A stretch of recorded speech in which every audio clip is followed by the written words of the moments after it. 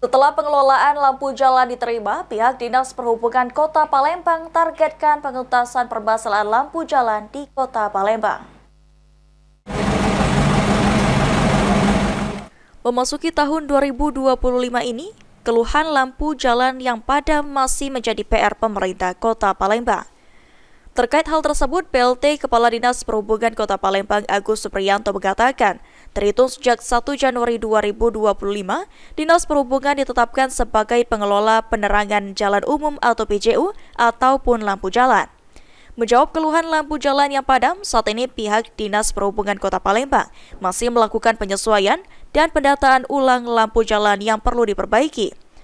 Ya, kita masih menyesuaikan apa yang ada di pertimbangan itu akan kita lakukan, dan tentunya kami juga akan mendata ulang terkait masalah lampu jalan yang ada di Kota Palembang secara keseluruhan. Ya, kami sekarang sudah mendata. Jadi nanti kami akan targetkan berapa persen nanti. Pokoknya kita berupaya bagaimana lampu jalan ini bisa terang benderang di Kota Palembang.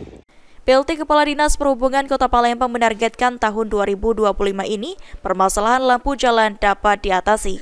Sandi Pratama, PAL TV.